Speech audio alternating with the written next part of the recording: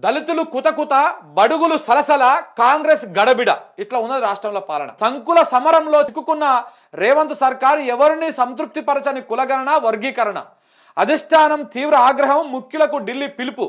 ఏస్తదేమో మరి మొట్టికాయలు. ఇప్పుడు ఇక సర్కారు పైన హైకమాండ్కు ఫిర్యాదుల వెల్లువ, కులాల వారీగా చీలిన కాంగ్రెస్ ఎమ్మెల్యేలు, వర్గీకరణ పైన రగులుతున్న దళిత వర్గం నేతలు, ఇప్పటికే అస్థినకు చేరుకున్న వివేక్ బృందం, వర్గీకరణ పైన మరో కమిటీ వేయాలని డిమాండు. నేడు ఢిల్లీకి రేవంత్, బట్టి, మహేష్ కుమార్ గౌడు. అసంతృప్త ఎమ్మెల్యేలతోటి మున్షి భేటీలో మార్పు.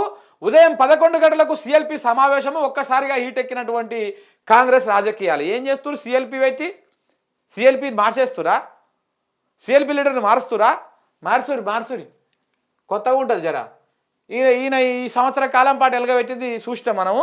ఇంకొక కొత్త ముఖ్యమంత్రి వస్తే ఆయన ఎలగబెట్టేది కూడా చూస్తాం. కాంగ్రెస్ మీద ఏమన్నా ఆడగీద అడుగుబడుగున ఏమన్నా ఆశలు ఉంటే ఆ ఆశలు కూడా వదులుకుంటారు ప్రజలు. కాంగ్రెస్ అంటే గిట్లా ఉంటుంది రా, ముఖ్యమంత్రి కాదు ఈ గెలిచినటువంటి ఎవడైనా కాంగ్రెస్ అంటే గిట్లా ఉంటుంది అనేది అర్థమవుతుంది జనాలకన్నా. డిప్యూటీ సీఎం బీసీలకు ఇవ్వాలి, మరో 3 మంత్రి పదవులు కూడా ఇవ్వాల్సిందే. బీసీ ఎమ్మెల్యేలు, ఎమ్మెల్సీల డిమాండ్. రాహుల్ గాంధీని కలిసేందుకు ప్రయత్నం. అసమ్మతి అగ్రవర్ణ ఎమ్మెల్యేల పైన చర్యలు తీసుకోకపోవడం పైన బీసీలు గుర్రుగా ఉన్నారంట. చూడండి ఎట్టట ఉందో కథ. ఇప్పుడు కులగణన చేసి బీసీ ఎమ్మెల్యేల మధ్య ఒక గ్యాప్ తెచ్చిర్రు. వర్గీకరణ చేసి ఇటు మాదిగలను సంతృప్తిపరచలేక, మాలలను సంతృప్తిపరచలేక, ఈ ఉపకులాలను సంతృప్తిపరచలేక, ఈ ఉపకులాలను సంతృప్తిపరచలేక ఇక్కడ చీలిక వచ్చింది కాంగ్రెస్ పార్టీలో. మాదిగ ఎమ్మెల్యేలంతా ఒకవైపు అయ్యారు, మాల ఎమ్మెల్యేలంతా ఒకవైపు అయ్యారు. ఈ రకమైనటువంటి చీలిక వచ్చింది. మరొకటి, ఇప్పుడు ప్రజల నుంచి తీవ్రమైనటువంటి వ్యతిరేకత వస్తూ ఉన్నది. సొంత పార్టీ ఎమ్మెల్యేల నుంచి వ్యతిరేకత వస్తూ ఉన్నది. అందుకే ఈ టైటిల్ బాగానే పెట్టిరు వీళ్ళు నమస్తే తెలంగాణ వాళ్ళు. దళితులేమో కుత ఉన్నారు, కుత ఉడికిపోతూ ఉన్నారు. బడుగులేమో సలసల రగిలిపోతూ ఉన్నారు. కాంగ్రెస్ పార్టీ మొత్తం గడబిడ అయింది. బీసీలకు కాంగ్రెస్ వెన్నుపోటు, మాలలకు కొమ్ముగాస్తున్న సర్కారు. ఎస్సీలను 3 గ్రూపులుగా ఎలా నిర్ణయించారు? ఖర్గే, కొప్పులరాజు, బట్టి వివేక్ లాబీకి లొంగిన ముఖ్యమంత్రి రేవంత్ రెడ్డి. మాజీ డిప్యూటీ సీఎం రాజయ్య మండిపాటు. కాంగ్రెస్ మాదిగల వ్యతిరేకి. సుప్రీంకోర్టు తీర్పే కాంగ్రెస్ మెడలు వంచింది. 10 ఏళ్లలో యూపీఏ సర్కారు ఎందుకు రాజ్యాంగ సవరణ చేయలేదని చెప్పేసి ఎర్రోల శ్రీనివాస్ చెప్తా ఉన్నాడు. ఎస్సీ ఉపకులాల్లో చిచ్చు పెట్టేటువంటి కుట్ర చేస్తున్నారు.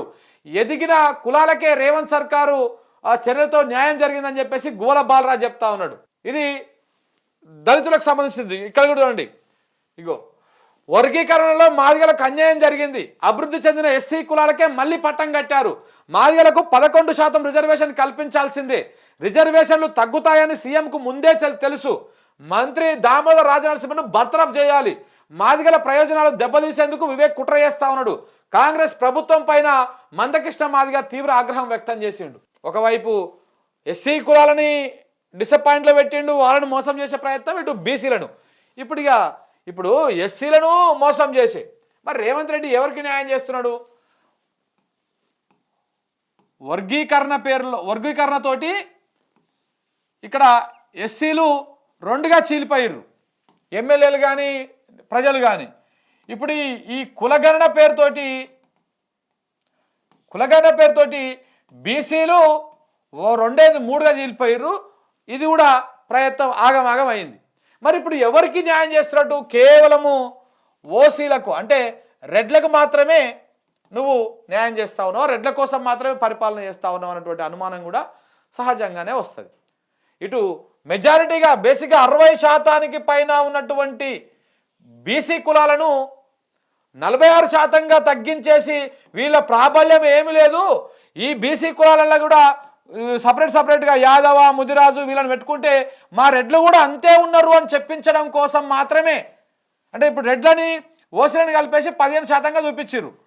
ఇప్పుడు ఒకవేళ గౌడులను తీసుకుంటే ఇంచుమించుగా ఇంతే ఉంటుంది, యాదవులను తీసుకుంటే ఇంతే ఉంటుంది. కాబట్టి ఎవరికి వారుగా కులాల వారిగా చూసుకున్నప్పుడు మేము కూడా సమానంగానే ఉన్నాం జనాభాలో పరంగా అని చెప్పేసి చూపించడం కోసము ఈ సంఖ్యను తగ్గించారు, ఈ సంఖ్యను పెంచారు.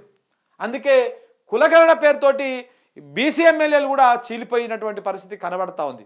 కొంతమంది లాబింగ్ అలవాటు పడ్డటువంటి వాళ్ళు, రేవంత్ రెడ్డి మోచేతి నీళ్ళలాగేటువంటి వాళ్ళేమో రేవంత్ రెడ్డికి సపోర్ట్ చేస్తూ ఉన్నారు. కొంతమంది రికార్డ్స్ అనేటువంటి బీసీ బిడ్డలేమో, ఎమ్మెల్యేలుగా ఉన్నటువంటి వాళ్ళేమో వ్యతిరేకిస్తూ ఉన్నారు. అధిష్టానం దగ్గరికి పోయి మాకు బీసీ ముఖ్యమంత్రి కావాలి, మాకు బీసీ మంత్రులు ఒక ముగ్గురు కావాలి, రెడ్ల ఆధిపత్యం పెరిగిపోయిందని చెప్పేసి వాళ్ళు ఢిల్లీ బాట కర్ణాటక బాట కొంతమంది పట్టిరు. ఈ రకంగా నడుస్తూ ఉంది కాంగ్రెస్ పార్టీలో. మరి ఇప్పుడు ఎవరికి న్యాయం చేస్తాడు? ఇటేమో మాదిగా ఇటు పంచాయతీలు పెట్టినావు, ఇటు చేసినావు. మళ్ళీ వీళ్ళకు మాల సామాజిక వర్గంలో ఉన్నటువంటి వాళ్ళకు 5% రిజర్వేషన్, వీళ్ళకి 9%. వీళ్ళేమో ఈ 9 కాదు మాకు 11% కావాలి అని చెప్పేసి వీళ్ళు చెప్తా ఉన్నారు. 11 అంటే వీళ్ళకెళ్ళి ఇంకెన్ని రావాలి? 2 రావాలి అడుగుతున్నారు. 2 పోతే ఇంకా వీళ్ళకి 3 ఉంటుంది. సో ఇట్లా వీళ్ళు అడుగుతూ ఉన్నారు ఈ రకంగా. ఇటు వీళ్ళు డిసప్పాయింట్ కూడా, వీళ్ళు డిసప్పాయింట్. అయితే ఏదైతే మందకృష్ణ మాదిగా ఉన్నాడో ఈయన 1,00,000 డప్పులు 1,000 గొంతులు అని సంథింగ్ ఒక ప్రోగ్రామ్ స్టార్ట్ చేసిరు. అది బేసిక్గా 7 తారీఖు అంటే ఇవ్వాలన్నా రేపు ఉండే, మరి దాన్ని వాయిదా వేసుకున్నారంట, మళ్ళీ ఇంకో డేట్ ప్రకటిస్తారంట. సో కాంగ్రెస్ పార్టీ అనేది ఏది కూడా చెప్పినట్టు చెయ్యదు. అది ఇప్పుడు రాష్ట్ర విభజన చేస్తాము అని చెప్పేసి ఎన్నిసార్లు చెప్పిర్రు, ఎన్నిసార్లు హామీలు ఇచ్చిర్రు, ఎన్ని రకరకాల పేచీలు పెట్టిర్రు. శ్రీకృష్ణ కమిటీ అన్నారు, ఆ కమిటీ అన్నారు, ఈ కమిటీ అన్నారు, ఎన్ని కమిటీలు ఎన్ని చేసిర్రు. చివరికి ఇక గత్యంతరం లేక ఇప్పుడు ఇవ్వకపోతే, తెలంగాణ రాష్ట్రం ఇవ్వకపోతే మాకు మనుగడ ఉండదు, మనుగడ సాధ్యం కాదు అని చెప్పేసి అనుకోనే చివరికి గత్యంతరం లేక తెలంగాణ రాష్ట్రాన్ని ఇచ్చారు తప్ప వాళ్ళేమో తెలంగాణ మీద ప్రేమతో ఇవ్వలే.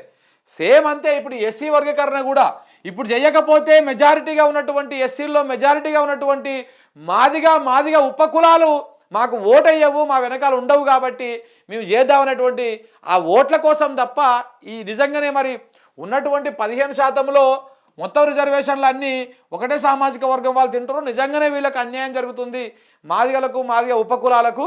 సో కాబట్టి వీళ్ళకు న్యాయం చేద్దామనే చిత్తశుద్ధి వీళ్ళకు ఉండదు. కాంగ్రెస్ పార్టీకి ఓట్ల పరంగా మాత్రమే చూస్తారు, సీట్ల పరంగా మాత్రమే చూస్తారు. ఇప్పుడు వీళ్ళకు ఈ వర్గీకరణ చేస్తున్నారు అంటే కూడా రేపు మాకు ఓట్లు వేయాలి వాళ్ళు అని అంతనే. అందుకే ఇటు మాలలను సంతృప్తి పరిచేటువంటి ప్రయత్నము, ఇట్లా వీళ్ళని సంతృప్తి పరిచే ప్రయత్నము ఈ రకంగా జరుగుతూ ఉందన్నమాట.